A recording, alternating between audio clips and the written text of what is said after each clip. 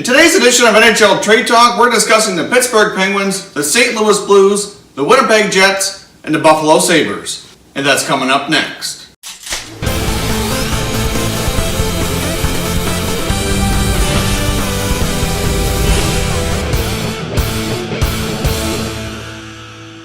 Hey everyone, and welcome back to another video here at Top Shelf Hockey. If you're new to the channel, thanks for stopping by. We review and discuss all 31 NHL teams, so if you're a huge hockey fan, consider subscribing and clicking the bell so you don't miss anything. But let's take a look at the current NHL rumors regarding trades that might happen or players that might be available as we approach closer to the NHL trade deadline.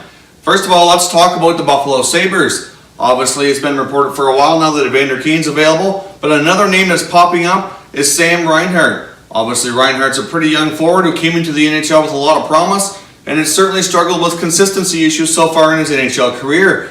It's not an absolute given that the Sabres would trade Reinhart, but it's certainly been speculated that they're considering doing so, maybe giving him a fresh start somewhere else to kind of build on his career and see if he can develop into the player that everybody thought he might be. So we'll keep an eye on Reinhart. He could certainly be on the move. And if not now, perhaps we could see that happen in the summer. Another team to look out for is the Winnipeg Jets. Obviously, the Winnipeg Jets are having a tremendous season.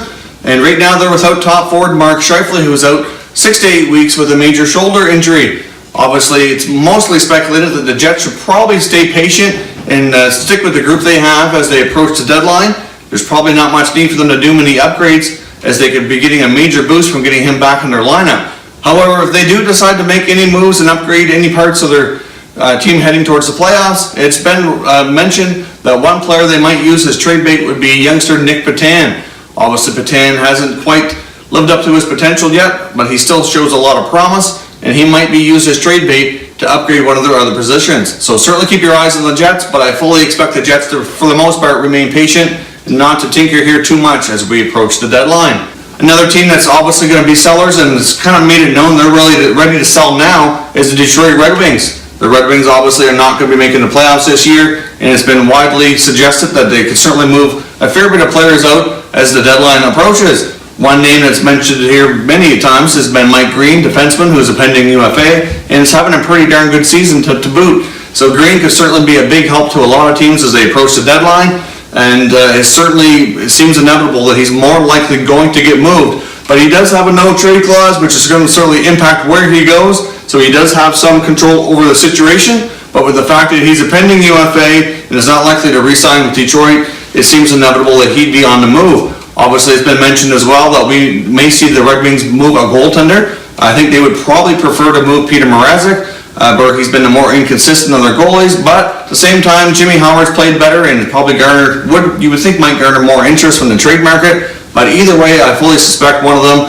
and I would think that the Red Wings will try to move on from Mrazek in one way or another. However, it doesn't stop there. Those are the names that we've heard coming up over and over, but I've even seen suggestions from Detroit media that they may even look to move on here from players like Gus Nyquist or Thomas Tatar. Obviously, as we all know, Detroit has a lot of salary cap issues. They're obviously being tight to the cap, and not having a good team on the ice that's going to make the playoffs is a major issue. So they need to find their way out of it. And well, obviously it might involve dealing some players that you might not have thought. Obviously, Tatar and Nyquist are good players, but there might be a case where they might need to move on from these guys in order to free up cap space to get themselves situated. Speaking of Detroit, it's also been speculated that general manager Ken Holland might be on the move himself. Hard to say if Holland will be back next season. We might see the Red Wings kind of moving into a different direction with their leadership group, as Holland's been there a long time. It's hard to imagine him being anywhere else, but it might be time for him to move on from the Red Wings and let somebody else try to get them out of the cap trouble that he's put themselves in. Another team to look out for is the Pittsburgh Penguins. Obviously, it's been reported for a while that the Penguins want to make some upgrades as they approach the playoffs. I know I've speculated on here a lot of times that they should look at and are probably reported to be looking at as Evander Kane, and all that being what it is. I think they're also trying to find a lower salary player to maybe upgrade their center ice position. It's been speculated that they would be interested in Edmonton center Mark Letestu. He might be an option, and it's even been speculated they're interested in JG Pageau, although I think it's a lot less likely that the Senators would move Pageau. They'd probably have a better shot at getting Letestu, but they certainly are looking for a third, fourth line center with a lower salary they can squeeze in with their cap situation and make it work there. So keep your eye on the Penguins. I fully suspect a couple of deals coming from them to make some upgrades as they go for a shot at three-peating. Lastly, here I want to talk about the St. Louis Blues. Obviously, it's been mentioned lately on TSN's trade bait board. They added young forward Jordan Kyrou to the list. Obviously, as we've talked here before, the Blues have a lot of prospects that are more likely going to be NHL players, and they may use one or two of these guys in order to upgrade other areas. Obviously, yesterday we talked about the wild and crazy rumor between Montreal and St. Louis involving Carey Price. If you didn't see that video, there's a YouTube card right up here that you can click on and watch that, so check that out. It's kind of a crazy rumor I don't see happening, but the speculation was certainly interesting to listen to. But in that case, they were talking maybe Robert Thomas being the trade bait, but it's been suggested by other sources that if they do move a prospect, it might be more like Jordan Kyrou in order to land them more scoring up front that can contribute right now. But the Blues have also made it known that they're not interested in a rental situation. If they do go after any forwards that are going to be an upgrade in the scoring situation for their top two lines, they want a player with term who they can hang on to for a while. It doesn't make sense for them to move on from a player like Kyrou, who has a lot of upside and a lot of potential, just for a rental situation that they may have no guarantees of keeping beyond this season. So obviously the Blues have been mentioned a lot here in the last few days. I don't suspect that there's much of anything to the other rumor we've mentioned here as well, but if you haven't seen another video, certainly go check it out. It was certainly interesting to consider it at the very least, but I fully do suspect that they will try to add another scoring forward. They should be getting Jaden Schwartz back, which I think he might even be back already, so that's obviously a big boost for the Blues as well. So they may not do as much as a lot of teams thought,